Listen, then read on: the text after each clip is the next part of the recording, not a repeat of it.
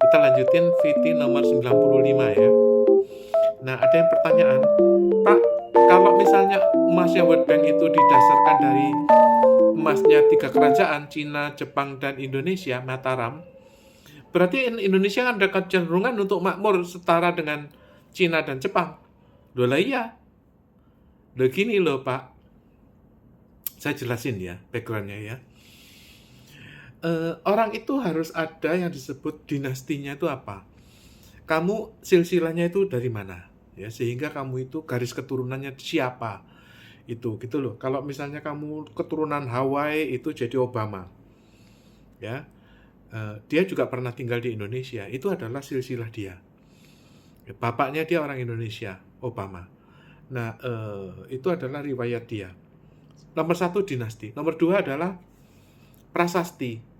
Nah, kamu tuh punya surat kelahiran nggak? Akte kelahiran nggak? Kamu punya surat bahwa kamu keturunan siapa?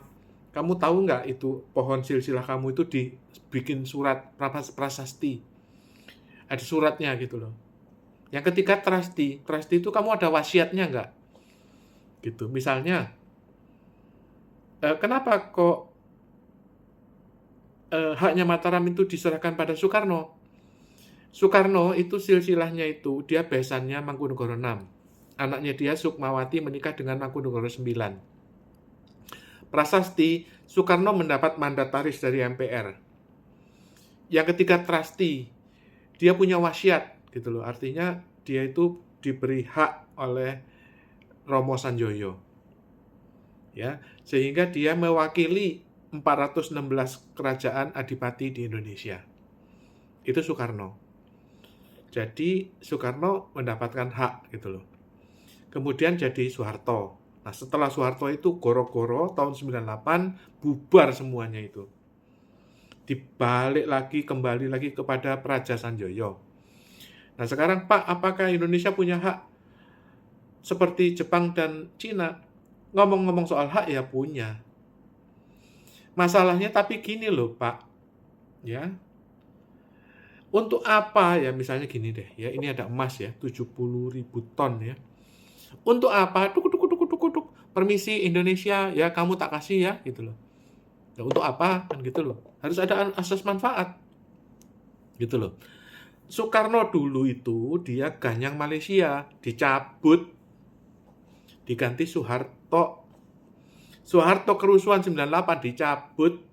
Nah, sekarang pertanyaannya adalah manfaatnya Amerika itu dalam tuk tuk tuk tuk, ini tak kembalikan hartamu gitu. Apa manfaatnya? Itu loh yang dipertanyakan. Saya cerita ini semua menjadi 95 Fiti adalah bukti kesaktian dari Raja Pangeran yang baru. Beliau adalah anaknya Raja Sanjoyo, kelahiran tahun 75. Jadi anaknya itu yang tertua adalah Attila Suryajaya, istrinya Edward Suryajaya, pewaris Astra. Attila kelahiran tahun 60. Nah, yang kedua adalah Bangkit Sanjaya tahun 63. Nah, yang bungsu itu adalah Pangeran Putra Mahkota yang dirahasiakan kelahiran tahun 75. Kenapa kok dirahasiakan? Wes Pak, sudahlah Pak. Tobat ya. Kisruhnya Keraton Mataram ini sudahlah, tak putus sampai sekarang. Dan saya umumkan bahwa Raja sudah tiba. Jadi,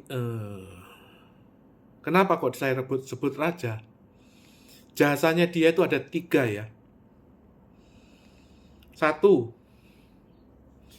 dia menyelamatkan utang Amerika 34 triliun dolar. Satu setara 500.000 triliun. Modiar ini Amerika ini. Itu diselamatkan. Kedua, Amerika itu di ujung Perang Dunia Ketiga. Rusia itu udah ngamuk, edan, kamu mengacak-acak sarang tawon. Ya, Rusia itu punya nuklirnya lebih banyak daripada Amerika. Ya, kamu kalau diserbu nuklir, bum 10 biji aja negaranya hancur habis. 10 biji, dan dia punya 500 biji, dikirimin itu kepada 500 negara. Itu balik lagi ke Indonesia 2 kali putaran itu. itu nuklirnya Rusia. Jadi mereka punya salah untuk perang dengan Rusia, duitnya habis. Baru kemudian minta nasihat Romo Sanjoyo. Nah, kenapa kok saya mengatakan bahwa Romo Sanjoyo sudah meninggal 14 tahun yang lalu, nah sekarang itu diganti dengan putranya. Putranya itu pangeran yang saya anggap raja. Kenapa? Karena jasanya dia bisa menyelamatkan utangnya Amerika 34 triliun US dollar nggak jadi runtuh, hidup lagi. Itu kalau bukan titah raja, ya kalau bukan tulah raja, marwah raja, kalau bukan ladi geni, ya nggak mungkin mengerti. Nggak mudeng gitu loh. Boro-boro utang Amerika. Utang Indonesia 8.000 triliun itu piye? Oleh karena jasa-jasanya itu, ya saya maklumatkan itu dalam bentuk 95 Viti. Supaya jenengan itu rakyatnya Mataram, itu nggak cuma Solo. Romo Sanjoyo itu adalah Perdana Menteri dari 400 kerajaan.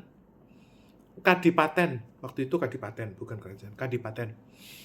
Adipati. Gitu loh. Dia udah ditunjuk jadi Perdana Menteri dari 400 kerajaan. Adipati Nusantara. Ya, dan itu semua diturunkan ya, karena tadi ya ada dinasti, prasasti, dan trasti.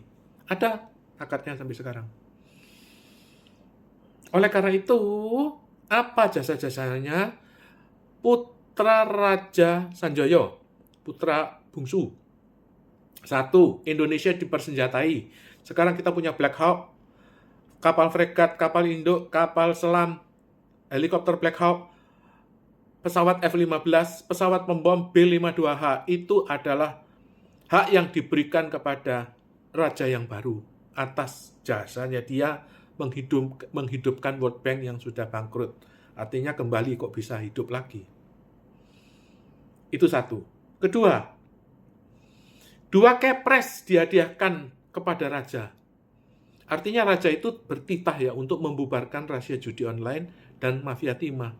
Itu didukung oleh Pak Jokowi. Diberikan kepres nomor 14 tahun 2024 dan 21 nomor 2 tahun 2024. Maka kenapa saya memaklumatkan ini adalah raja sudah tiba. Raja didukung sama Pak Jokowi kok. Gitu loh. Titahnya raja itu menjadi kepres. Nah, titah siapa yang bisa didukung oleh presiden? Yaitu titah raja, gitu loh. Ya.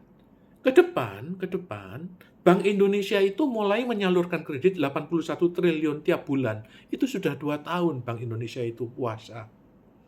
Puasa kaliren. Kaliren itu ngeces. Lapar karena lapar. Ngowos. Kaliren. Hampir bangkrut.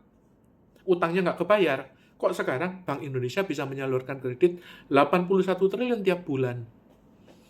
Nah, itu titah raja. Gitu ya. Jadi